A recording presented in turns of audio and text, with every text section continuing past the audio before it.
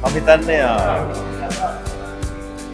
මම ජීවිතේ මම රඟපාපු චිත්‍රපටයක් බලලා සෑහෙන්න සතුටුුණු දවසක්.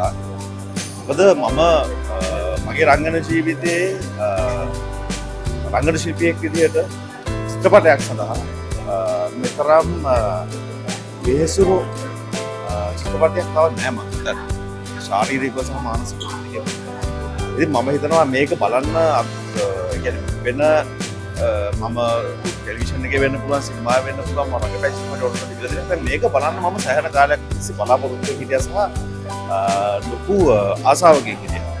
ඒ ආසාව තමයි අද සැබෑවුනේ. රංගන ශිල්පියෙක් විදිහට මම ලබන සතුට වචනෙට ගෙනල්ලා කියන්න බෑ. අතන මේ අවස්ථාව ලබා දීම සම්බන්ධයෙන් මේ චිත්‍රපටය මාව තෝරා ගැනීම සම්බන්ධයෙන් විශේෂයෙන් මේකේ අධ්‍යක්ෂකවරයා චත්‍ර වීරමන්ත චත්‍රට ස්තුතිවන්ත වෙන්න ඕන. මා කෙරෙහි විශ්වාසය තියලා මේ චිත්‍රපටය සමාව තෝරගත්තා. වෙනස් විදිහක චරිතයක් සහ ඉතින් මේ චිත්‍රපටයේ මාත් එක්ක රඟපෑ සැන්ඩ්‍රා ප්‍රශාන් මේ හැමෝම තාම ආදරණීයව මේ නිර්මාණය සාර්ථක කරගන්න සහ මගේ රංගනය සාර්ථක කරගන්න සහාය දුන්නා. ඒත් එක්කම මතක් කරන්න ඕන අපේ ලාංකික සිනමාවේ රෙජිනල් මාලි ෆොන්සේකා රංගනයෙන් දායක වෙනවා. ඇගේ අවසාන කාලේ රඟපෑ චිත්‍රපටවලින් එකක් මේක. අවසාන චිත්‍රපටය නෙවෙයි අවසාන කාලේ රඟපෑ චිත්‍රපටයක්. ඒකත් විශේෂත්වයක්.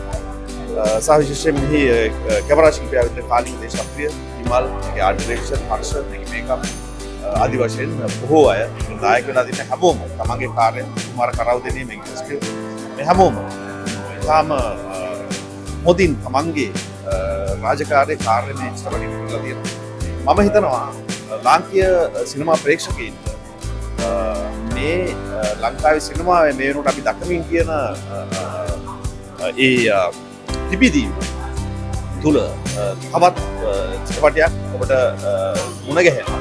ඔබේ ඉස්සරහට එනවා. ඒ තමයි ආයු ආරාධනා කරනවා ඉතාම ආදරේ ලාංකික ප්‍රේක්ෂකයන්ට කොට කරන්න.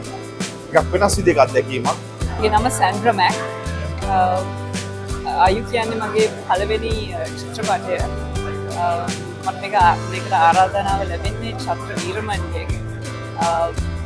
දැන් බලද්දී ඒක ලොකුම කියන්නේ මගේ වාසනාවන්ත අක්කර ඉලක්ක එකක්. ඒක ලොකු දැවැන්ත ආදර කතාවක් ආයු කියන්නේ. ඒකේ ආදරය අතෑරීම මේ යන ගමනේ තමාව සොයා ගැනීම ඒවා ඔක්කොම ඇතුළු වෙන ලොකු ආදර කතාවක්. මේකට නිශ්මික චරිතයට කනපවන්න මට ලැබුණ එක ගැන හරිම සතුටුයි. අවුරුදු 7ක් බලාගෙන ඉඳලා ලංකාවේ ඉන්න දක්ෂතම සුන්දරතම නිර්මාණකරුවෙක් චත්‍ර වීරමන්ගේ ආයු චිත්‍රපටය finally after 7 years ලංකාවට බලා ගන්න පුළුවන්කම ලැබෙන අද මාධ්‍ය දර්ශනයේ තිබ්බා. මුලින්ම කියන්නනේ මගේ සිනමා ජීවිතේ කෙටි සිනමා ජීවිතේ මම සම්බන්ධ වෙච්ච ලස්සනම චිත්‍රපටය මේක කියලා මට බය නැතුව කියන්න පුළුවන්. ලස්සනම කියන වචනේ මදි. බර මදි මේකට. ඔගොල්ලෝ මිනිස්යන් හැටියට අර හදවතින් හිතන කට්ටිය නම් ඒ කියන්නේ heart people කියලා කියන ඔළුවෙන් නැතුව හදවතින් හිතන කට්ටිය නම් ජීවිතේට ආදරේ නම් ෆීල් වෙන දේවල් ෆීල් වෙන්න බය නැත්තම් බලන්න ලස්සනම චිත්‍රපටයක්. චත්‍ර වීරමන් අධ්‍යක්ෂණයක් මේක ඇක්ටිං පැත්තෙන් බැලුවොත් ස්ක්‍රිප්ට් එක පැත්තෙන් බැලුවොත් හැම පැත්තෙම මියුසික් පැත්තෙන් සිනමටෝග්‍රැෆි කාලිංග දේශප්‍රිය කියන්නේ කාලිංග දේශප්‍රිය තමයි මේකේ කැමරාකරණය කරන්නේ. ලෝකේ ජයගත්තු කැමරා ශිල්පියෙක් ලස්සනම රූප රාමු ටිකක් තියෙන්නේ. මිලින්ද තෙන්නකෝන්ගේ මියුසික් ඔයගොල්ලන්ගේ අනිවාර්යෙන් හදවතට වදිනවා. මේක අඬන්න නැතුව බලන්න පුළුවන් නම් අන්න චැලෙන්ජ් එකක්. ජගත් මනුවර්ණ කියන රංගන ශිල්පියාගේ එයාගේ රංගන ජීවිතේ මම දැකපු හොඳම පර්ෆෝමන්ස් එක දෙනවා මේ චිත්‍රපටියේ. ජගත් මනුවර්ණ එක දැකපු නැති පැත්තක් ඔයගොල්ලන්ට බලා ගන්න පුළුවන්. ඒක විතරක් ඇති ඔයගොල්ලන්ට හේතුවක් කරගන්න මේක බලන්න. මේකේ ප්‍රධාන චරිතය නිරූපණය කරන්නේ ඔයගොල්ලෝ දැකලා නැති ස්රූපී කාන්තාවක් සැන්ඩ්‍රා මැක්. මෙයා වරපතල චරිතයක් විතර වදින චරිත රඟපානවා. මේකේ ඇක්ටිං පැත්තෙන් බැලුවොත් මම කිව්වා වගේ හැම පැත්තෙන් බැලුවොත් පර්ෆෙක්ට් නිර්මාණයක්. ඉතින් අවුරුදු 7කින් පස්සේ ඔක්තෝබර් 2 වෙනිදා ලංකාවටම මේක බලන්න chance එකක් ලැබෙනවා. මාව කොයි හරි විදිහකින් විශ්වාස කරනවා නම් මොකක් හරි පිළිගැනීමක් තියෙනවා නම් මාව විශ්වාස කරලා චත්‍ර වීරමන්ගේ ආයු ඔක්තෝබර් 2 වෙනිදා නම් ඇවිල්ලා බලන්න බැලුවෙන් පස්සේ thank you කියන්නේ. ආයු කියන චිත්‍රපටයේ එන මේ ඉස්මි කියන කාන්තාවගේ චරිතය වටා ගෙතන කතාවක් මේක. එතකොට ඇයගේ ජීවිතය එකපාරටම කටපිට හරවන සිද්ධියක් වෙනවා. ඒ සිද්ධිය පස්සේ පරිදිනේ අය ඉතින් පස්සේ ඒ ගෙවන අඳුරු කාලයත් එක්ක ඇයට හම්බෙන්න මුණ ගැහෙනවා මේ සචින් කියන බීච් බෝයි චරිතය. ජගත් මනෝවර්ණ විසින් ඒත් එක්කම හම්බෙන් හම්බෙන මේ ආයු කියන දැරියත් එක්ක ඒ ඇතිවන බැඳීම් ඒ ඇතිවන ආදරය එක්ක මේගොල්ලන්ගේ මේ ආත්මීය ගවේෂණය විශේෂයෙන්ම මේ දස්මිකන චරිතය වෙන ආත්මීය ගවේෂණයක් තමයි මේ චිත්‍රපටය පුරාවටම අපි දකින්නේ. ඒතර මේ අහම්බයන් එක්ක අපේ ජීවිත කොච්චර දෙයකට වෙනස් වෙනවද?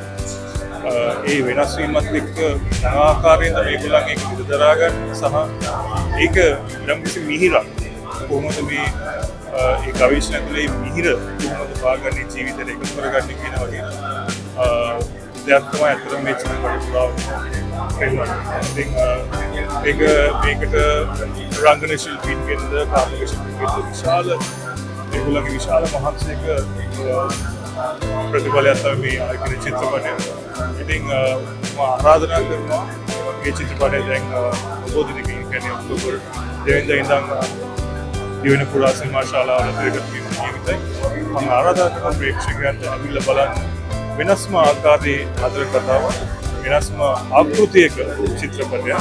ඉතාම සන්තෝෂයි මේ වගේ දෙයකට අත ගන්න ලැබීම සම්බන්ධව. විශේෂයෙන් මට කියන්න තියෙන්නේ අනිත් නිර්මාණකරුවෝ සහ නළු නිළියෝ කතා කරන්න නැතිනේ. මට කියන්න තියෙන්නේ සමාජයට අපේ මාධ්‍යවේදීන් ගෙනියන්න ඕන දේ තමයි මේ වගේ ඉතාම හොඳ නිර්මාණ කරන්න පුළුවන් නිර්මාණකරුවෝ අපේ රටේ අඩුවක් නැහැ ඕන තරම් ඉන්නවා. ඒ නිර්මාණයට දායකත්වය දීලා ඒව යථාර්ථයක් බවට පත් කරන්න පුළුවන් නළු නිළියෝ අපේ රටේ ඉන්නවා. ඔබ දකින්න ඇති. එතකොට මේවට අනිත් සහ සම්බන්ධ වෙලා මේවා තාම හොඳ නිර්මාණ බවට පත් කරන්න පුළුවන් ඕන තරම් කට්ටිය ඉන්නවා. ඒ වගේමයි ඒවට මුදල් වියදම් කරන්නත් කට්ටිය රටේ ඉන්නවා.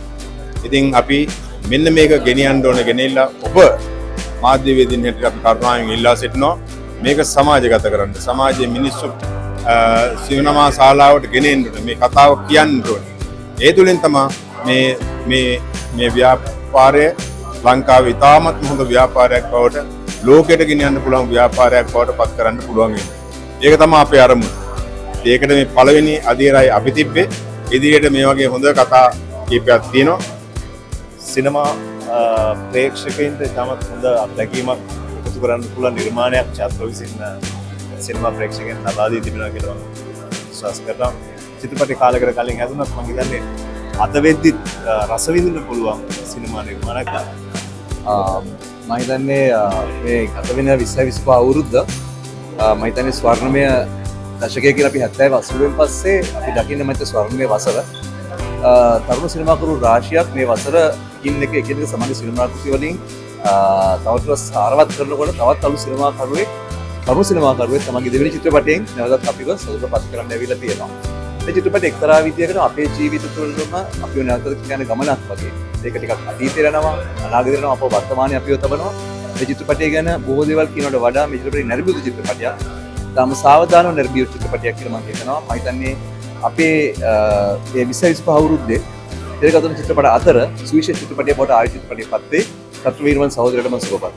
චක්‍රවීරමන් කියන්නේ අපිට හම්බෙච්ච තරුණ සිනමාකරුවෙක් මුලින්ම චිත්‍රපටය ගැන කියන්න ඕනේ චත්‍රගේ පළවෙනි චිත්‍රපටය ආලෝක උදපාදී 2017 ආවේ. ඊට පස්සේ මේ දෙවෙනි චිත්‍රපටය ඊට සම්පූර්ණයෙන්ම ප්‍රතිවිරුද්ධ චිත්‍රපටයක් නිර්මාණය කරලා තියෙනවා. අඩුවන් මම කිං රත්නම් චත්‍රගේ මේ චිත්‍රපටිය එක වාක්‍යයෙන් වචනයෙන් කියනවා නම් මම හිතන්නේ ක්ලාසි චිත්‍රපටයක්.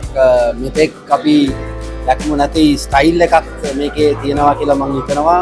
ඊටාම ගැඹුරු කතාවක්.